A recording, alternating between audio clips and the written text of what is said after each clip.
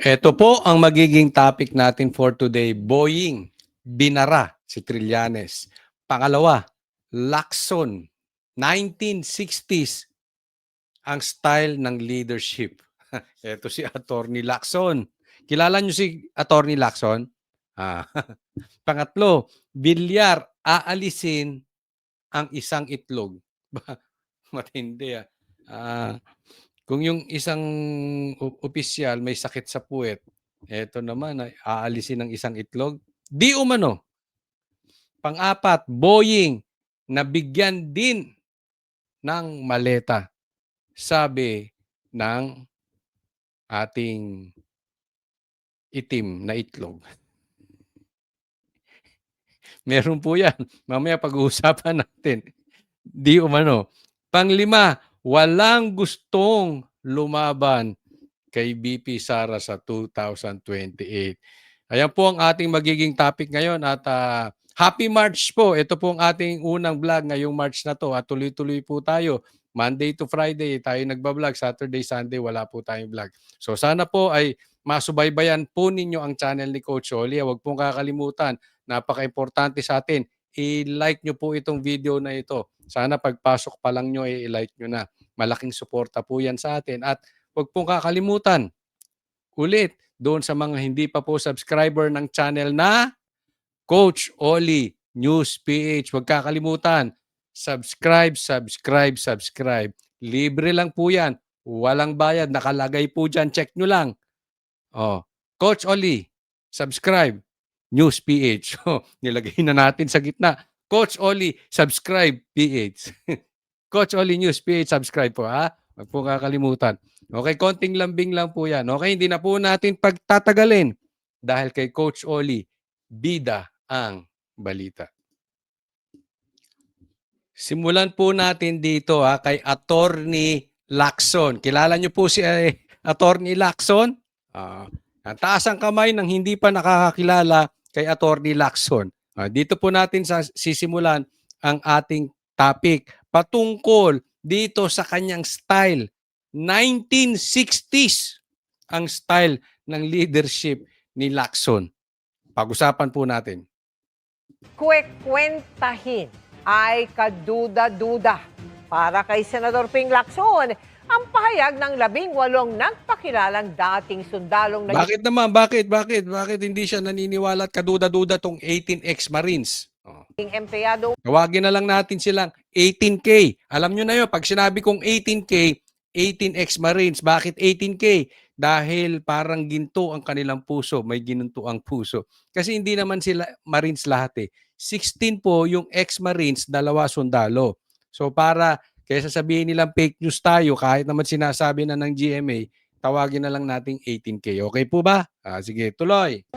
Ni Zaldico. Ayon kay Lacson, kung ipagpapalagay na totoo ang sinabi nilang nag-deliver ng 805 billion pesos ng nakamaleta, kahit anya 24 oras na magtrabaho ang mga nag-deliver, ay aabutin sila ng 5 taon. Okay. Eto ang sinasabi ni Lacson. Yung 805 billion, kung i-deliver mo yan, kahit araw-araw, 24 oras ka nagtatrabaho, aabutin ka ng 5 taon.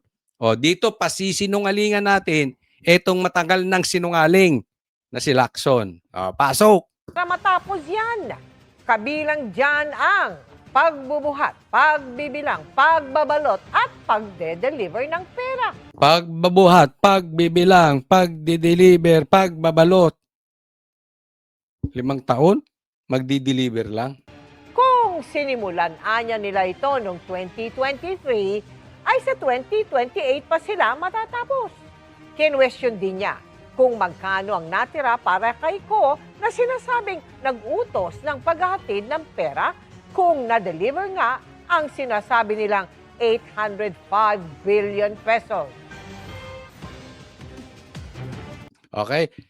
Pasinungalingan po muna natin, ano daw yung nakuha ni, ano pang natira kay Saldico kung nag-deliver to ng 805 billion? Di ba? Parang sinasabi niya, hindi ito totoo. Huwag po nating kakalimutan. Dati, itinuturo nilang mastermind si Saldico. Kaya nga pinahahanap nila sa Portugal o kung saang anong bansa man. So sa madaling salita, kay Bongbong na amo nitong si Pinky Lacson at kay Tambaluslos at kung sino man yung mga magnanakaw pa dyan, mastermind. Hindi sila kasabwat. Ang totoong mastermind niyan, si Saldico at marami pang iba na nakinabang din sa ghost projects. Kung totoong mastermind, ito ang tanong dyan. Kung totoo at papaniwalaan namin yung sinabi nyo na si Saldico ay mastermind, di dapat mas lalo nating paniwalaan itong 18K, itong mga ex-marines, itong mga sundalo na nagsiwalat ng baho at nagdi-deliver ng pera kay Tambaluslot at kay Bongbong Marcos. Tama po ba or tamang-tama? Di ba? Pero ang tingnan natin, itong sinabi ni Lacson. Isipin na lang natin kung magagamit ang mga nasabing aligasyon bilang instrumento ng propaganda. I raise this question to ensure that the testimonies withstand established facts and Okay, dito muna tayo. Okay, doon sa 805 billion, kung i-deliver yan, 24 oras, 5 taon. Aba, pambihira. Nakakalimut ata to si Attorney Lacson. 2026 na po. Saan ka ba?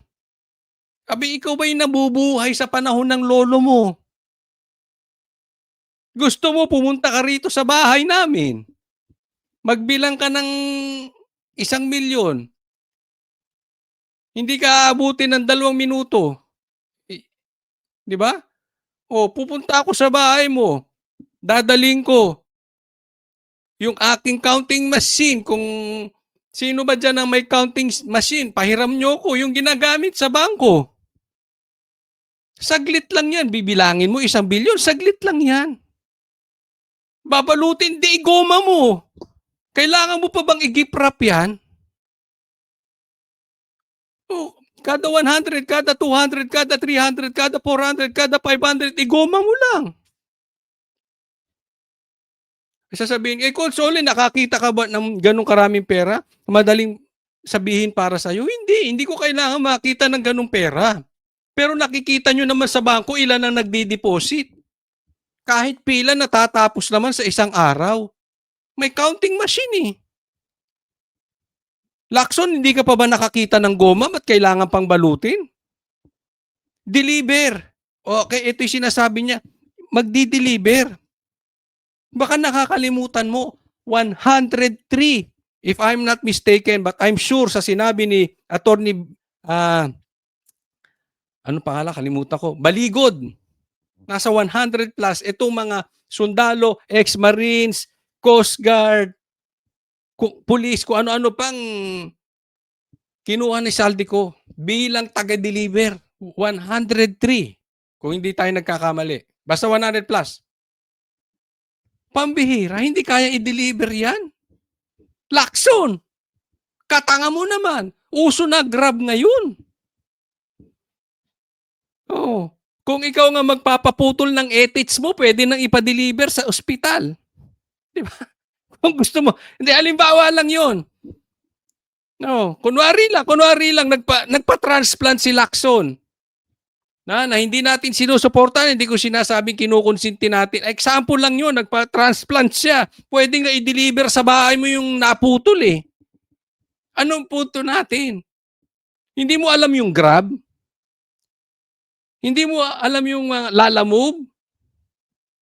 Kung nagagawa nitong Grab, Lala Move ang delivery, eto pa kaya may 103 na tao?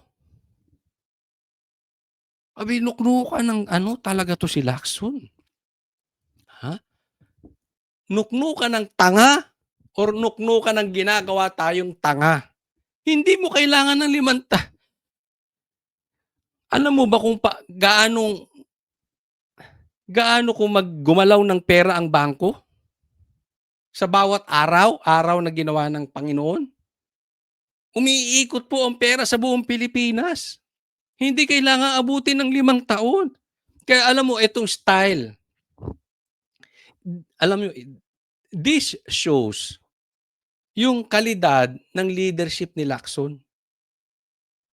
Parang ano, pang 1960s. Siguro kaya ganito pag-uugali nito eh. Isipin mo, Blue Ribbon Chairman, ganito mag-uugali.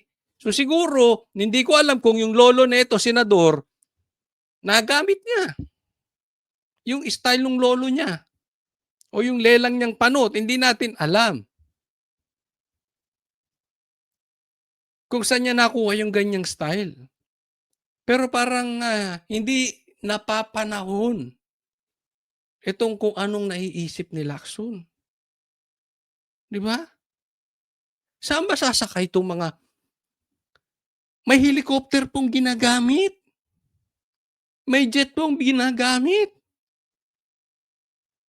Hindi po sa kalabaw sasakay ito ha. Hindi to 1800 nasasakay sa kalabaw o sa kabayo. May van po, may SUV, may private jet, may helicopter. Lacson naman. Yang sinasabi mong yan, lalabas ka talagang tanga. Kahit hindi ka naman tanga, yung ganyang excuse mo, magmumukha ka talagang tanga. Paalala ko lang, lead the people sa panahon ng 2026, baka nakakalimot ka. Ibinoto ka ng taong bayan ng 2026, lead them in the year 2026, hindi 1960. Logic before we even invite them to testify before the Senate Blue Ribbon Committee. If their statements appear to be demonstratively false and physically impossible to accomplish, wouldn't convening a hearing effectively validate and dignify this information? Okay, ang punto dito ni Lacson, kaya daw niya ni-raise yung ganong impossibility. Kaya kine-question niya yung ganoon. Kaya sinabi niya na aabutin ng 5 taon pa.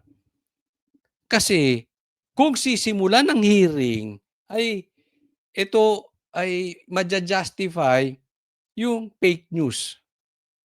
Maja-justify yung sinasabi niyang maybe indirectly na sinabi niya yung parang trial by publicity. Diba? So bakit natin i-dignify yung ganitong klase?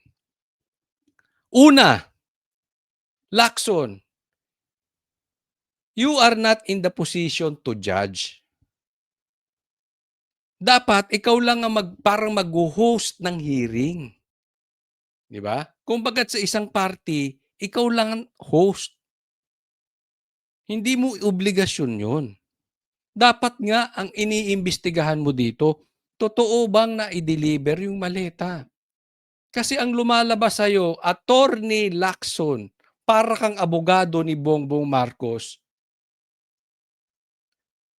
at ni Tambaluslos. Kahit itanggi mo yan, tanungin mo kung may anak ka, tanungin mo kung may kabit ka, tanungin mo kung may kamag-anak ka, yan talaga iisipin. Walang taong kahit kamag-anak mong maniniwala na ikaw ay hindi pumapanig kila Marcos. Ngayon, kung sila ay naniniwala din, ewan ko lang, anong meron kayo? Anong meron sa pamilya ninyo? But this is obvious eh. Dapat ito, sige. Sabi nga ni Marcoleta, Senator Marcoleta, pag puro excuses, ay hindi mo na hinahanap yung ebidensya. Bakit hindi mo imbestigahan? Imbestigahan sa Blue Ribbon. Anyway, pwede mo namang barahin eh. Pag nakikita mo, pangit, barahin. Di ba? Pero bibigyan ng pagkakataon. Yan din ang sinasabi sa korte. Lahat may day in court. Anong ibig sabihin ng day in court? May karapatan sila madinig. Ito rin ganun din. Although this is not a trial court, but bilang Blue Ribbon chairman, dapat didinggin mo yung 2 panig. Sa lumalabas diyan, ang dinidinig mo lang yung panig nila Bongbong Marcos. Ni ayaw mong pasimulan. Pambihira, Lacson. Hindi ka na nakakatulong sa Pilipinas. Pabigat ka na. Ilan po ang deliveries? Ni isa ayaw mong imbestigahan. Anak ka ng nanay mo. Wala ka nang naitulong sa Pilipinas. Ngayon, kung sinungaling tong mga ito at napatunayan, di ikulong nyo. Sampahan nyo ng kaso. But for the meantime, maging patas ka. Pambihira, oh. O, next topic po tayo. Ito, matindi rin tong kasunod. Ito po, isang patunay na yung 18K o itong 18 ex-Marines ay nagsasabi ng totoo. Tingnan po natin to. Totoo yun. Sa eksklusibong panayam ng GMA Integrated News, inamin ni Ombudsman Jesus Crispin Remulla, nakapulong nga niya ang dalawang kinatawan ng International Criminal Court sa kanyang bahay sa Makati. Kasama raw niya noon si dating Senador Sonny Trillanes Okay. at si MMDA General Manager at dating PNP Chief General Nick Torre. Ayan. Okay. Dito muna, ha. Inamin. Totoo. Diba? Na nagkita sila sa bahay ng ICC. Si Boying, si Trillanes, at si Torre. Dito pa lang, makikita mo na credible yung 18K. Di po ba? Kasi, halimbawa ako, kayo mga manunood, doon sa mga ordinaryong Pilipino, malalaman nyo ba kung nag-meeting sa bahay mismo ni Boying ang ICC? Kasama si Trillanes at si Torre? Of course not, di ba? Paano nalaman itong 18K? Dahil sila mismo nagdi-deliver. Sila mismo kasama ni Saldico. Kaya alam nila. So ano ibig sabihin nun? Credible sila. Ano yung sinasabi ni Boying? Na hindi ibig sabihin ay totoo lahat yung sinasabi ng 18K. Kaya nga, bilang ombudsman, diimbestigahan mo yung the fact na nalaman nilang nag-meeting kayo sa bahay mo, meron silang credibility in a way. Maybe 100%, maybe 50%, we do not know. Pero ikaw mismo napatunayan mo, nagsasabi ng totoo. Eh di imbestigahan, huwag mo nang magdesisyon na sila'y hindi karapat-dapat. Tama po ba? General Nick Torre. Nangyari raw ito ilang buwan matapos maaresto si dating Pangulong Rodrigo Duterte. Justice Secretary pa noon si Remulla at hawak ang Witness Protection Program kung saan may ilang testigo ang ICC. Nakipag-usap ako sa Trillanes, pinakilala niya sa akin yung ICC, yung ibang dalawang personal na ICC. Kasi nga, meron kaming usapan na ang testigo dapat protektahan. Okay. Una, sasabihin ko sa iyo, nag-meeting kayo ni Trillanes dahil, sabi nyo, ang testigo ng ICC dapat protektahan. Una, bilang DOJ, bakit sa bahay mo? If this is an official responsibility, kasi that time DOJ pa lang siya hindi siya ombudsman, DOJ siya. Di dapat sa opisina kayo nagpunta. Bakit sa bahay mo? Anong iisipin ng taong bayan? Sinisikreto nyo to. At ang isang bagay, pag sinisikreto, lalo na pag public official, chances are illegal. Tama po. O tama-tama. Pangalawa, baka, kaya sa bahay nyo, diretso delivery ng pera. Kaya alam mo, hindi malalayo sa isipan ng taong bayan na ito si Boying tumanggap din ng maleta. Yan po ang iniisip ng taong bayan. Tumanggap ka rin ng maleta. Isipin nyo, pinakulong nyo yung presidente. Ikinidnap ninyo. Malaking trabaho yan. Ano yan? Libre? Hello? Tapos nag-meeting kayo ni Trillanes kasamang ICC sa bahay ninyo? It's too much of a coincidence. Bakit kailangan protektahan? Bakit ikaw? Ba't hindi sa pulis Ba't hindi sa pulis tumakbo to si Trillanes? Doon pa lang di ba? Tinatanggi nga ni Trillanes. So isa sa inyo sinungaling. Sabi ni Trillanes, hindi siya nakipagkita sa ICC. Sabi mo, oo, nagkita kayo ng ICC sa bahay mo. Sino sinungaling sa inyo? Pero ako, ang tingin ko, ang nagsisinungaling si Trillanes. Dahil sinabi nung 18K, nagkita-kita nga kayo sa bahay. Diba? Diyan pa lang questionable na eh. Diyan pa lang dapat bukas ka na sa investigasyon. Hindi mo sinasara yung pinto. Yung testigo ng ICC. Since we're in the DOJ, kinakailangan gawin namin yun. Mga Pilipino kasi mga testigong to eh. Sir, what Bakit ikaw ang poprotekta? Hindi ko maintindihan.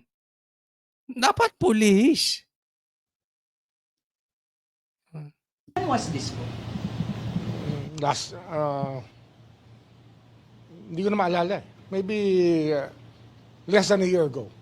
Ang nasabing pulong binanggit sa joint affidavit ng 18 dating sundalo na naging empleyado raw ni dating Congressman Zaldico.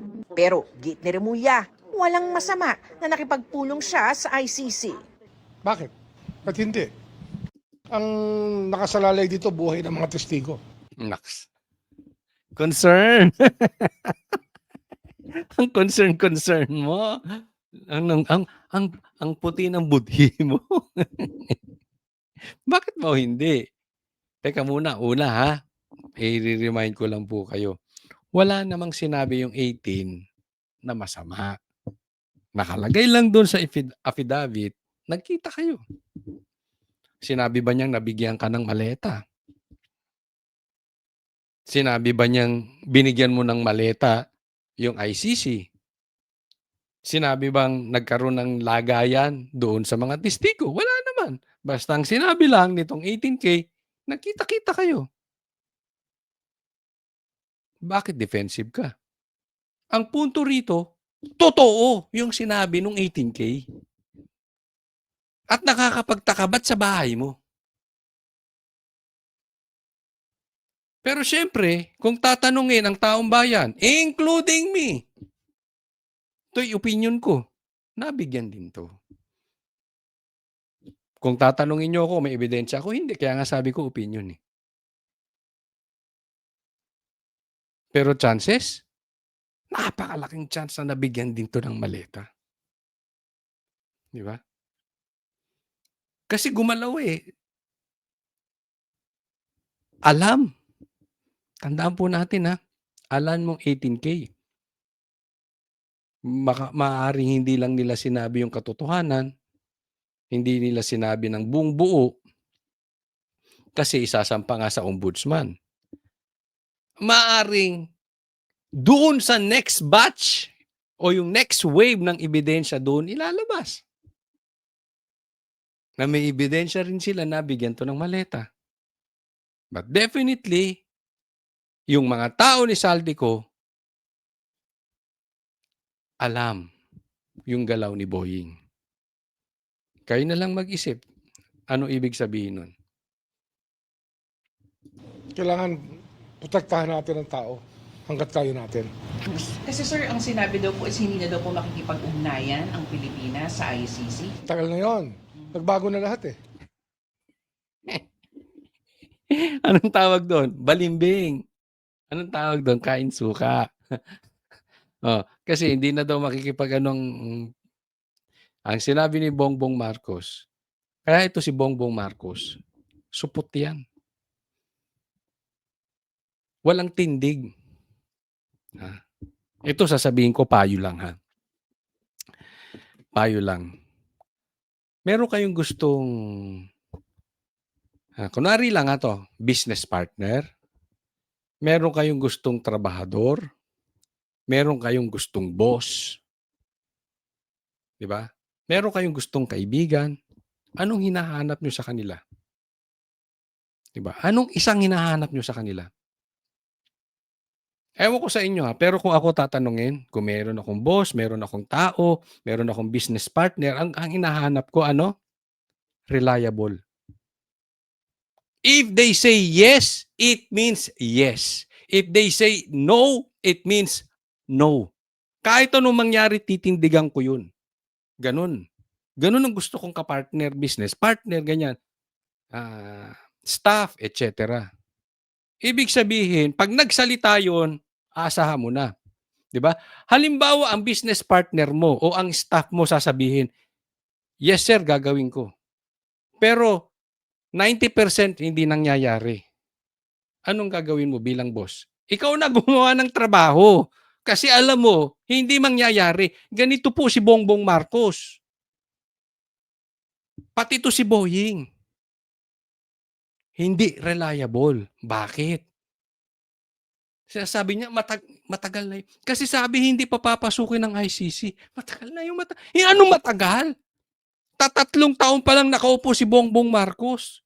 Hindi pa nga umabot ata ng 1 taon yung sinabi niya na hindi niya papapasukin ang ICC. I'm sure wala pang 1 taon yun. Pero pinapasok niya. Kaya ikaw, kasama ng mga boss mo, nuknukan kayo ng mga sinungaling. Now, sinong gusto nyong paniwalaan? Yung pabago-bago ng isip na katulad ni Bongbong Marcos at ni Boying? O yung may ebidensyang katulad nung 18K? Sinong papaniwalaan nyo? Yung hindi tinatayuan yung sinasabi na posibleng involved at malaking mawawala? O yung ang sarap-sarap na sana ng buhay nitong 18K, mapayapa ang buhay, mapayapa ang pamilya, ilalagay sa alanganin ng buhay at may ebidensya. Sinong papaniwalaan nyo? The likes of Boying o the likes of the 18K? Kayo na po mag-isip. Nagbago na lahat. Alam naman natin yan. Pero hindi raw ibig sabihin na porket totoo ang pakikipagpulong niya sa ICC ay otomatikong totoo na rin ang lahat ng nilalaman ng kanilang affidavit. Ganito rin ang sinabi ni Trillanes. Sa panayam ni Jessica Soho, inamin ni Trillanes ang pakikipag-ugnayan niya sa mga investigador ng ICC. Pero hindi raw ibig sabihin ay may nangyari ngang suhulan. Ang sinasabi ko since 2017, nakikipag-ugnayan po ako sa kanila, nakikipagtulungan ako sa kanila, pagkalap ng testigo at ebidensya. Ibinigay kay Sunny Trillanes ang pondo para sa pag-asikaso sa mga ICC investigator. Ayun. So may pondo. Diba? So inaamin ni Trillanes. Ngayon, inaamin na niya na nakikipag-ugnayan siya sa ICC. Tapos, may pondo. Tapos, si Bongbong Marcos, alam mo, may nakapagsabi sa akin. Ewan ko kung maniniwala kayo o hindi. Pero at that time, may nakapagsabi sa akin, kung hindi ako nagkakamali, kaibigan to ni Trillanes. Siguro nakita nyo na sila sa TV na magkasama. May sinabi sa akin. Hindi ko alam that time kung totoo, parang niloloko lang ako. Sabi ko, nagmamalaki lang hata ito. Pero ang sabi, nakikipag-ugnayan sila si Trillanes kay Bongbong kasi ang nagpasok doon sa idea ng ICC ay si Trillanes. Let me repeat that. Ang nagpasok, ang nagsuhol, ang nagsulsul pala ay si Trillanes. At si Bongbong nakita niya, mukhang makakabuti. Di ba? So doon pa lang makikita natin na may possibility nagsasabi ng totoo to. Kasi that time nung naikwento sa akin yan, ayaw ko maniwala. Pero parang sabi ko, ngayong lumabas tong 18, sabi ko, may possibility totoo. Hindi ko sinasabing totoo, ha. May malaki posibilidad na totoo. Dahil sumushoot Diba? Tinatanggi ni Bongbong na papapasukin niya ICC, pero pinapasok din. So it means, hindi siya nagbago ng isip. Nagsisinungaling siya. Kunwari, hindi niya papapasukin, pero meron siyang planong papasukin. Meron na palang usapan. Ito ngayon inaamin ni Trillanes na siya nakipag-usap sa ICC. Tapos ang sinasabi nitong 18K, yung pag-aasikasong pondo, hawak ni Trillanes. Nakukonect the dots nyo? So pag titingnan natin, pwede. Pwedeng may katotohanan yung sinabi sa atin. Diba? na ito.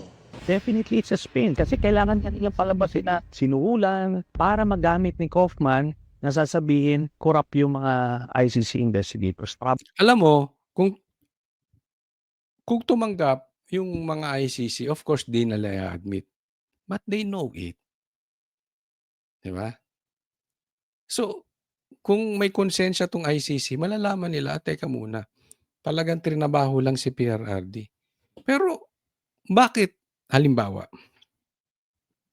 eto na lang, isipin natin. May judge.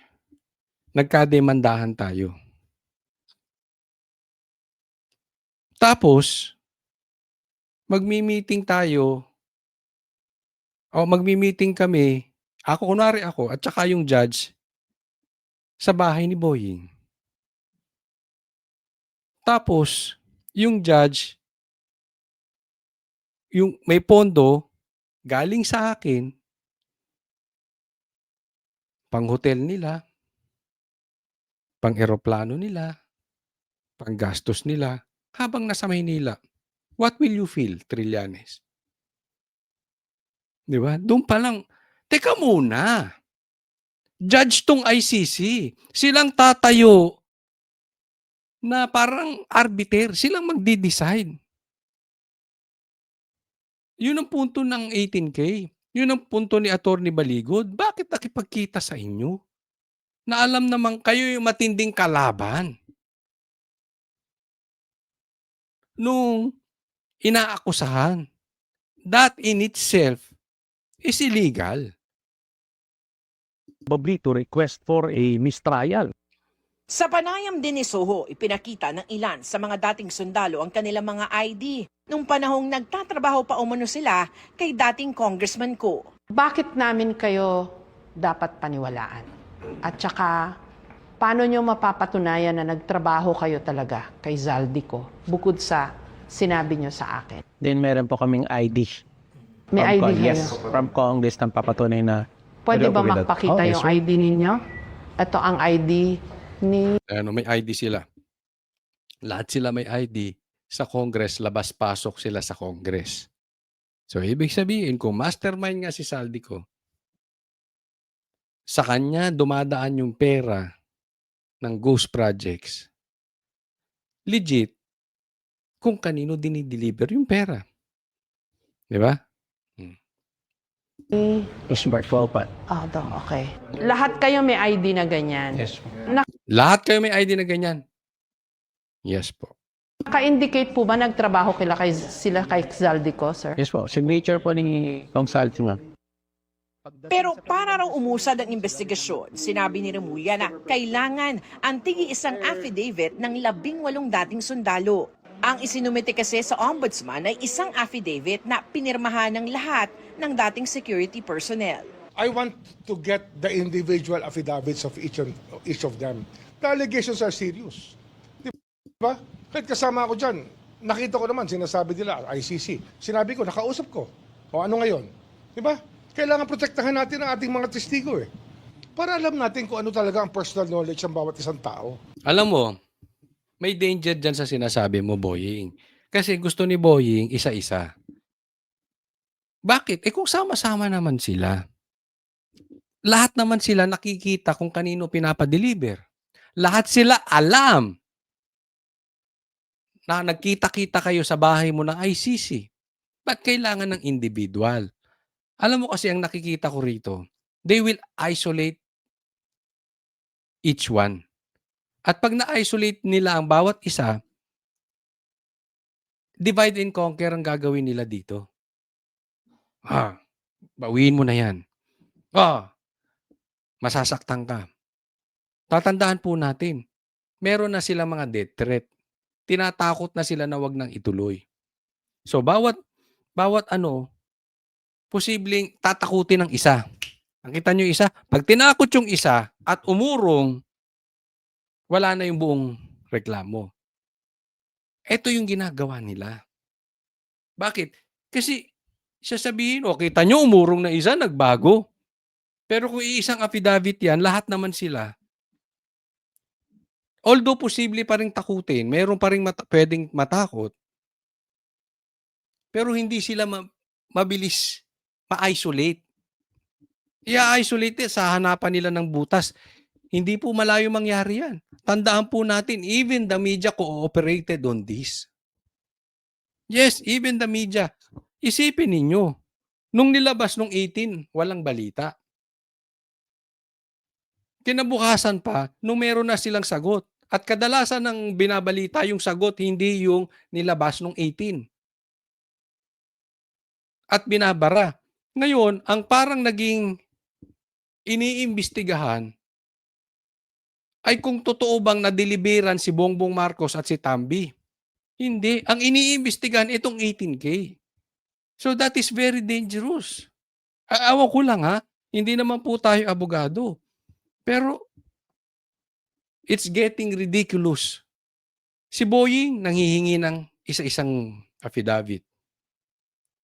Si Lacson, sinasabing kailangan mo nang tingnang mabuti dahil napaka-imposible na magdi-deliver ng 805, aabutin ng 5 taon. In short, we are delaying it. In short, parang ang daming excuses. Ba't hindi na lang mong imbestigahan? Bilang ombudsman, bakit hindi mo imbestigahan yung deliveries kay Bongbong Marcos at kay Tambi? Di ba dapat mong imbestigahan ang public official kung meron silang ginawang pandarambong? Kung maimbestigahan mo, wala, disobey it. But we waste your time sa mga ganyang affidavit. Si Lacson naman, ba't di mo imbestigahan sa Blue Ribbon?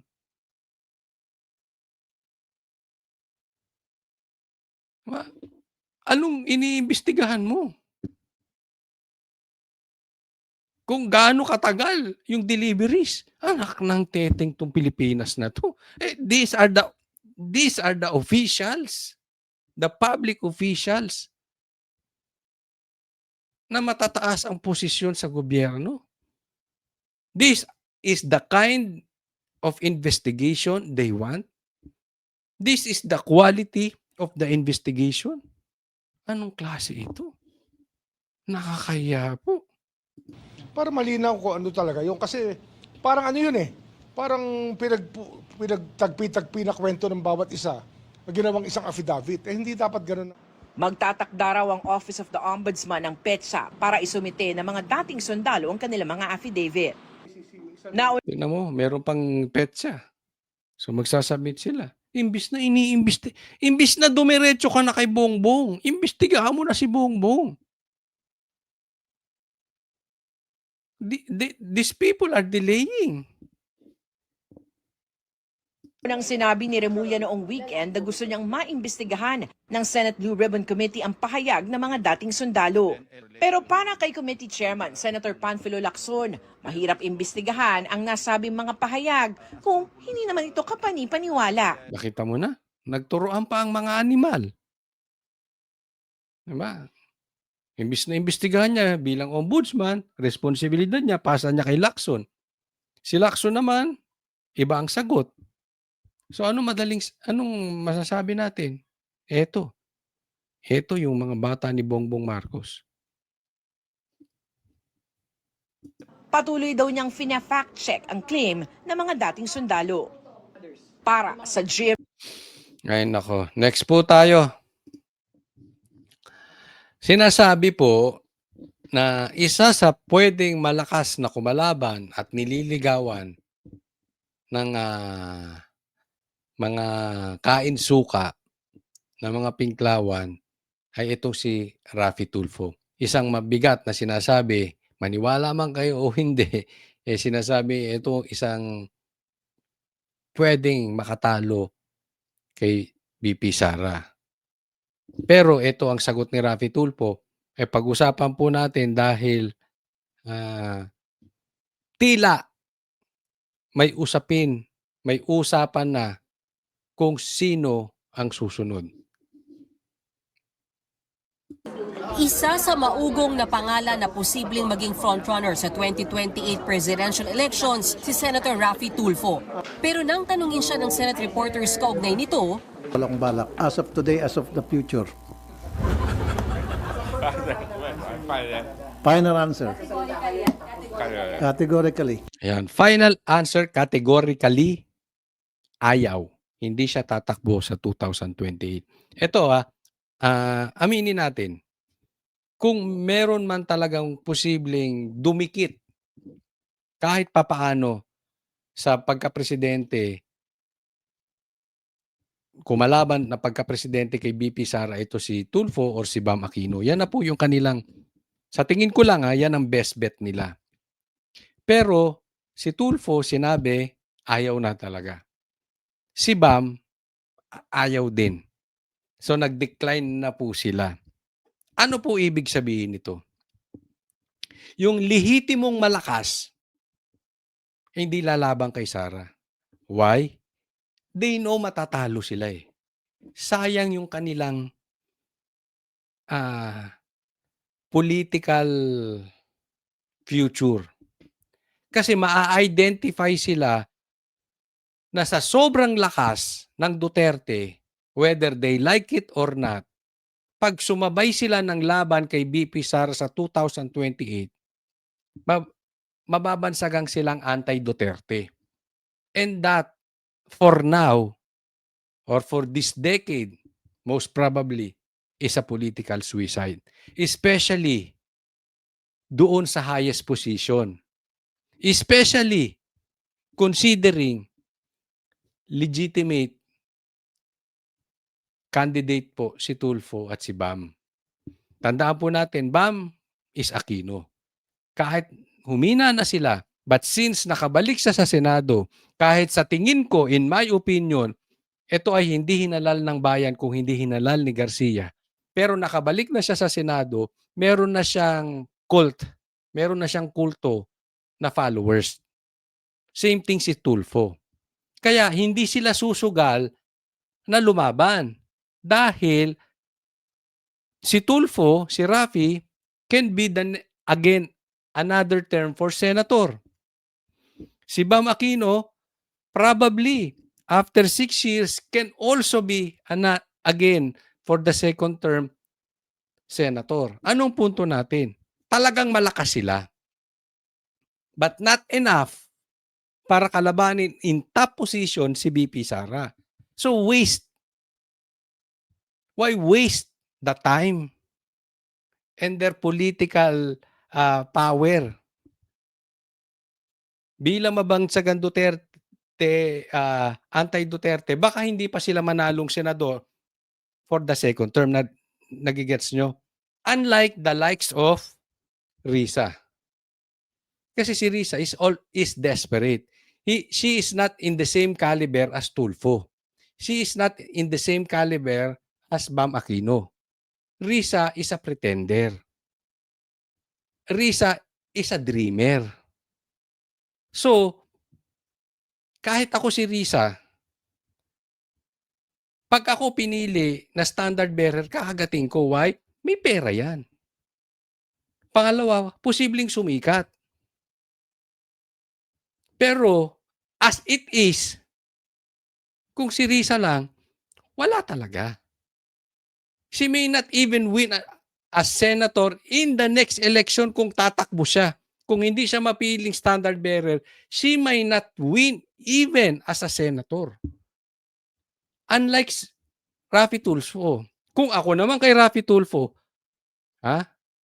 hindi ako papayag kalabanin si Sara. Bakit? As it is, malakas ako.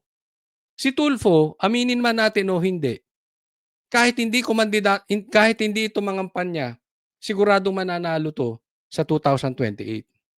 Nagigets niyo po yung point? Kung ako si Risa, papayag akong kalabanin si Sara. Bakit? Walang kwenta eh. Wala naman eh. Di ba?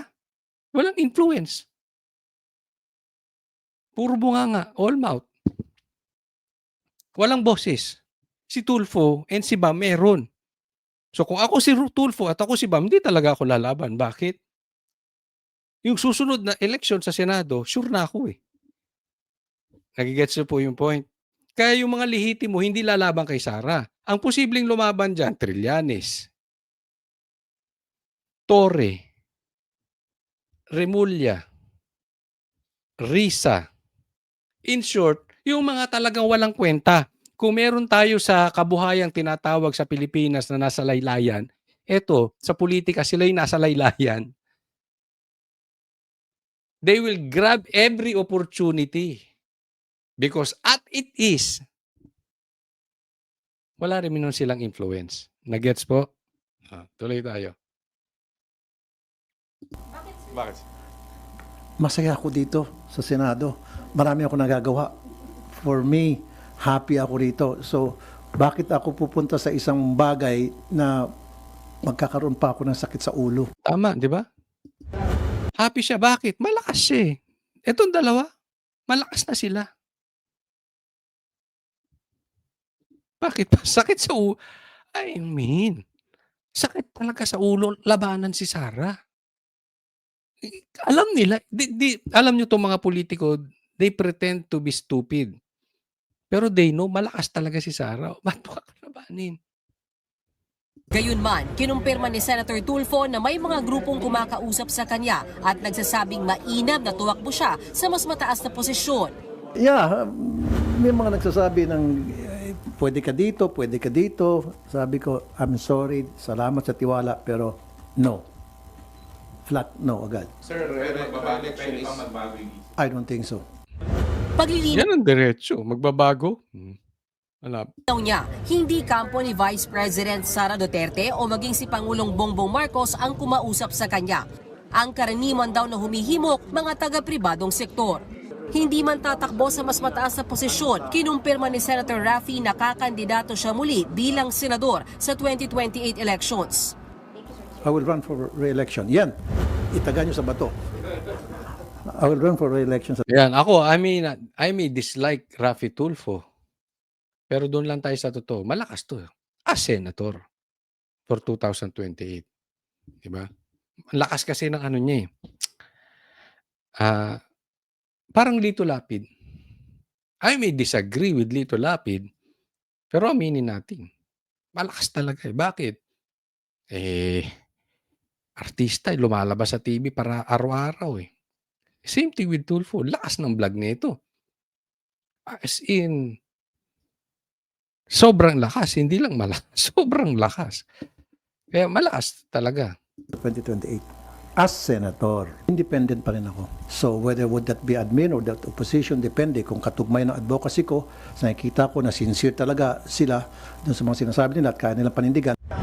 Una nang nagsabi ang kapatid ni Senator Raffy na si Senator Erwin Tulfo na wala rin siyang balak tumakbo sa mas mataas na posisyon. Lumutang kasi ang pangalan niya na posibleng katandem ni dating Vice President at ngayon Naga City Mayor Leni Robredo.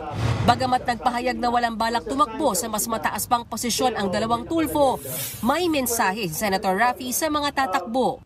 Best of luck ang wish ko kay BP Sara at sa lahat ng mga nag-aspire na maging kandidato for the presidency sa 2028. All of them, whether that will be BP Sara, Senator Risa Ontiveros, John Vic Revulla, Leni Robredo, sino pa ba? Yung Chis Escudero.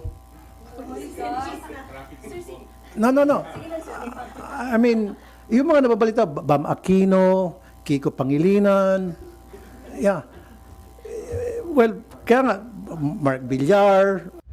Nag-thank you naman dyan Senator Risa Hontiveros na una nang nagpahayag na bukas siyang tumakbo bilang Pangulo o pangalawang Pangulo ng Pilipinas. Ito si Riz, talaga, Well, una, ang kapal ng mukha talaga. Salamat kay Sen. Raffy.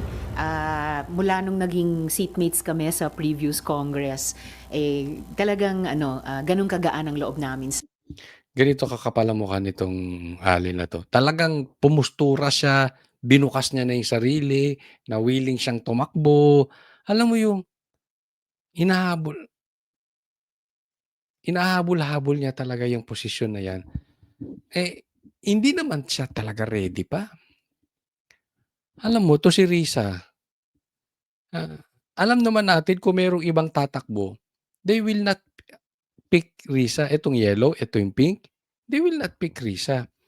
Kaya nga pag napili ito si Risa Ontiveros, it means desperado na yung yellow-pink. Wala na sila. Wala na silang makuhang posible.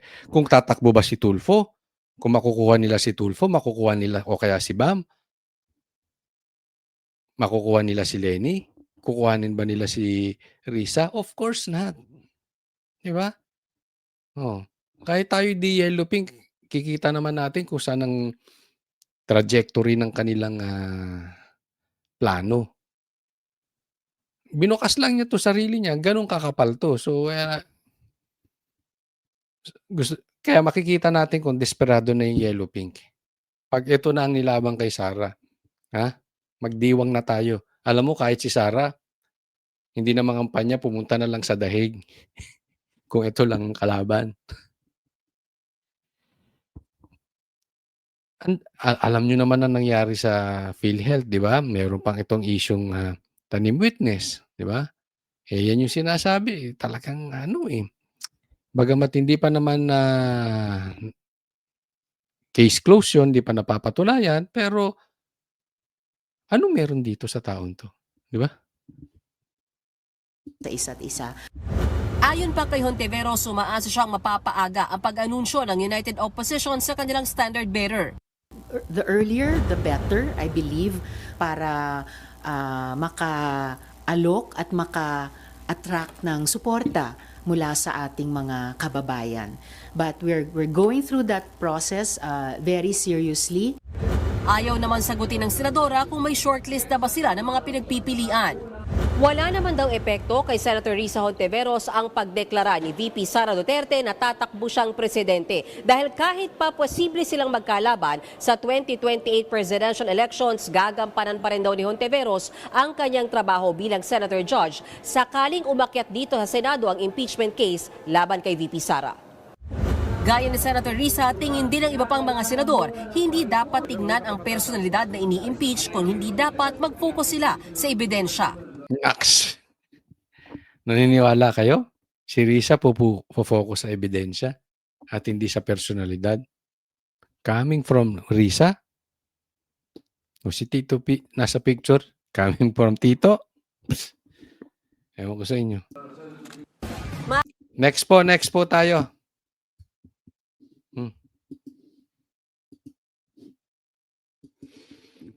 Ito, pag-usapan naman natin na may nababalita na tatanggalan ng betlog. Di umano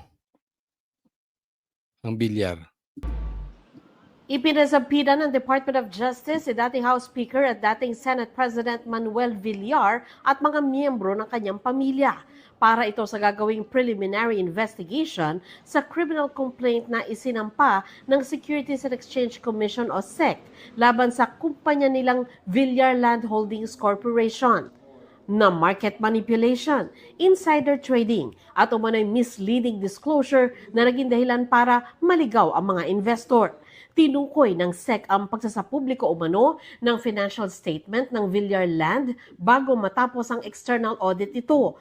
Doon, sinabing lumundag sa 1.33 trillion pesos ang total assets ng kumpanya noong 2024 mula sa 1.46 billion pesos sa naunang taon. Dahil anila, Ito muna, pag-usapan natin yan. Maraming binabato sa bilyar.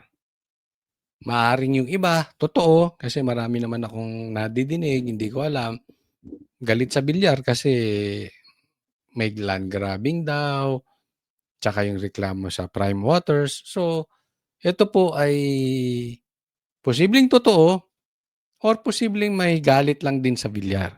Okay? Ang punto po natin ay wala po tayo sa posisyon manghusga. Kaya lang po kasi, itong ginagawa ng gobyerno sa bilyar, yung timing po very questionable. Questionable po kasi talaga dahil nakikita natin, lumipat po naalala natin si Camille Villar. Kung si Camille Villar ba, hindi lumipat, naalala nyo nung huling kampanya ng Alyansa, lumipat sa kabila, nag-independent.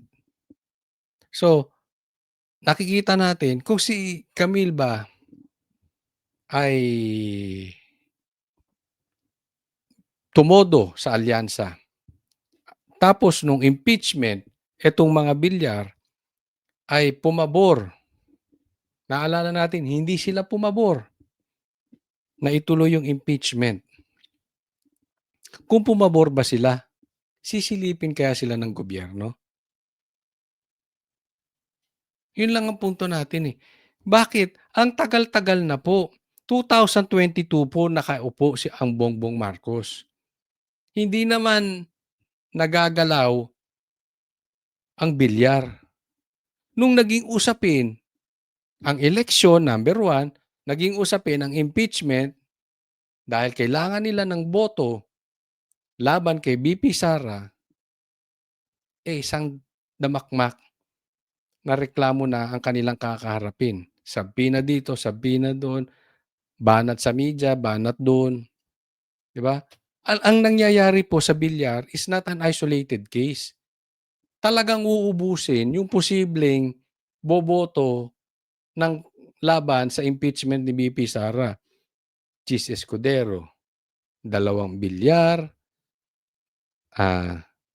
Jinggoy, Villanueva.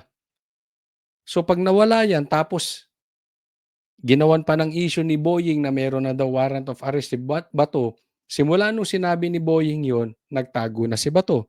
So 6 na yung bawas. Yan yung tinatrabaho ngayon ng gobyerno para kung umabot sa Senado yung impeachment ni BP Sara, alam nyo na po ang kalalagyan. Pag nawala tong 6 na to, tapos na ang boxing. Di ba? So, ito ay chilling effect na ginagawa lang ng ating gobyerno. No? At ito po sa akin, doon sa mga galit sa bilyar, huwag po tayong magalit sa ngayon. Kung talagang sa tingin ninyo ay may ginagawa itong masama itong bilyar, dapat talaga silang parusahan. And I agree with you totally. But as of now, tatanda mo natin, political game to. This is a numbers game. Tinatanggalan po ng betlog itong bilyar. Aalisin ang itlog. Gagawing supot ang bilyar. Malalaman natin kung bawas na ba ang betlog na itong mga bilyar. sa revaluation ng real estate holdings. Pero kalaunan, sa audited financial statements, lumabas umano na lubhang mas mababa ito at nasa 35.7 billion pesos lamang ang total assets. Sabi ng SEC, paglabag ito sa Securities Regulation Code. Bukod sa dating House Speaker, pinasapi na rin ang Talagang. Tingnan ninyo, 4 yan. Pati yung kumpanya nila sa pool. Malapit po ako dito sa Villar City. Ang laki po nung kanilang diyan ginagawa, pero hindi ko alam kung nahinto yan kasi parang matagal na wala masyadong gumagawa. I'm not sure, no? Pero ang laki po ng proyekto diyan dito sa may Daang Hari, itong Villar. Laki ng kanilang estate diyan, pero kasi pagka hinabol na ng gobyerno ang negosyo mo, you have no choice. kanyang mga anak na sina Senador Camille at Mark Villar, asawang dating Senador Cynthia Villar at ilang pang opisyal ng Villar Land. Inireklamo din ng SEC ang related entities na Infra Holdings Corp at MGS Construction at ilang officer nito. Sabi ng DOJ, lahat daw ng respondent ay mabibigyan ng oportunidad na depensahan ang kanilang sarili. Sabi pa ng DOJ, wala silang pinapaboran o tinatarget na individual. Ang duty nila ng DOJ ay maging patas sa paghahanap ng katarungan.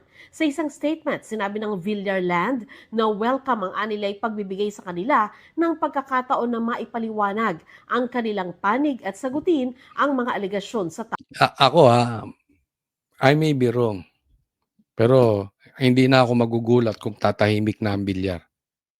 Hindi mo nga nakikita eh. Hindi mo na nga alam kung senador si Camille tsaka itong si Manuel. Ano ba yun? Yung kanyang isang lalaking anak. Villar, di ba? Siya yung Villar din. Ang tahimik, di ba? Nakakabi ang katahimikan nila.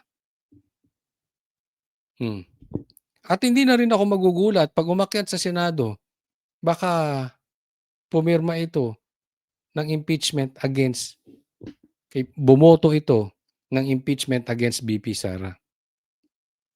tamang forum. Handa raw silang makipagtulungan sa mga otoridad at kampante silang mapapatunayan sa harap ng patas na panel na wala silang paglabag sa batas. Nauna nang sinabi ni dating Senador Manny Villar na hindi siya kailanman pumasok sa mga iligal na gawain para manloko ng mga customer at investor o para makinabang ang kanyang sarili o mga kumpanyang Ako napapatanong lang, nasa Dubai ba yung mga Villar? Kasi may bombaan doon. No? Ang balita ko, kahit yung mga mayayaman na gustong umalis ng Dubai for now, hindi makaalis. Nakulong sila doon. Hindi kayo nasa Dubai itong mga Villar kasi sobrang tahimik na eh. Medyo nakakapagtaka na ata. Parang no? Baka mamaya nakidnap ito ng gobyerno, baka nakidnap ng NPA. Paramdam naman kayo. kanyang pag-aari. Para sa GMA Next po. Meron pong vlogger at ito daw ang sinabi ng vlogger na ito. Hindi ko alam kung itong vlogger na ito ay adik o lulong sa bisyo or talagang medyo ipinanganak na may tama sa utak. Pero itong sabi niya, isang vlogger naniniwalang dapat makabalik si Trillanes bilang senador. Pambira. Wala na kayo talagang awa sa Pilipinas. Ito yung mga klase ng tao na sisirain ang institusyon. Isipin nyo, sundalo, na di umano'y nakikipaglaban para sa taong bayan. Yan po ang obligasyon at responsibilidad ng isang senador. Pero kita mo, ipinagkalulo ang isang Pilipino sa dayuhan. Nakipag-coordinate sa isang dayuhan para makidnap ang dating presidente. Whether naniniwala siya kay PRRD or hindi, whether si PRRD ang pinakamabuting Pilipino o pinakamasamang Pilipino, bilang dating presidente, o hindi na lang dating presidente, bilang Pilipino, dapat ikaw, Trillanes, na bilang sundalo o dating sundalo, di ko alam kung talagang sundalo ka, pero dapat nanindigan ka sa isang Pilipino. Kung sa tingin mo may kasalanan si PRRD, dapat nanindigan ka sa soberanya ng Pilipinas. Yung unang dapat, unang pinagtatanggol ng isang sundalo. Hindi magiging isang kasangkapan para makidnap ang isang dating presidente. Hindi eh.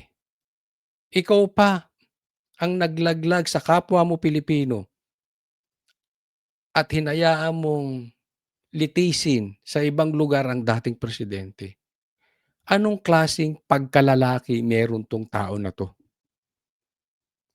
Anong meron dito?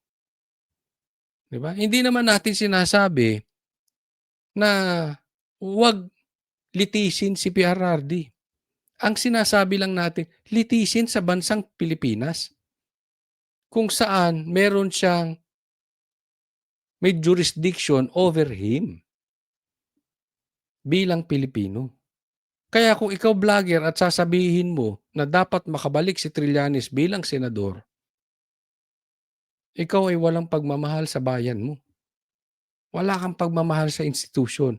Pag ito makabalik na senador, tatalak to, talak, kaliwat, kanan, talak. Wala nang aasikasuhin ng Senado kung hindi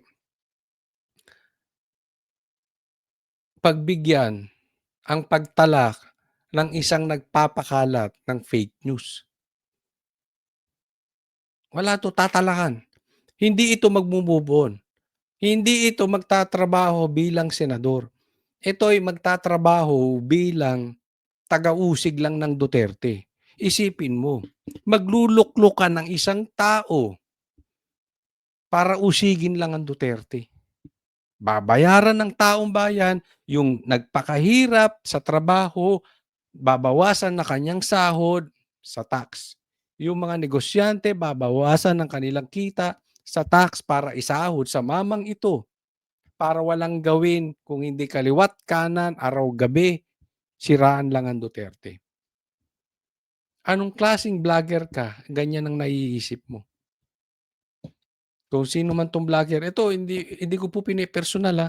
Hindi ko kilala kung sinong vlogger na nagsabi nito. Nakita ko lang tong post na ito. Pero pagka ganyan kang vlogger, kahit kaibigan kita, no? Hindi ko naman sisirain ang ating pagkakaibigan. Pero sasabihin ko wala kang pagmamahal sa institusyon ng Pilipinas. Trillanes is a destructive person. He will destroy our institution. Para lang yung kanyang galit sa Duterte manahig. Yan lang si Trillanes. Nothing more, nothing less. Maraming salamat po sa mga kababayan natin, sa mga patuloy na sumusubaybay sa channel ni Coach Oli. Kung kayo po ay may natututunan at kung kayo po ay kahit papaano ay nag-e-enjoy sa panonood ng vlog na ito, huwag po namang kalimutan na i-like tong video na ito. And sana doon sa mga madalas pong manood at nakakapanood naman din po kahit papaano ng ating vlog, baka po pwedeng maglambing sa inyo. Mag-subscribe po sa channel na Coach Oli News PH. Subscribe po tayo. Maraming salamat po. God bless everyone.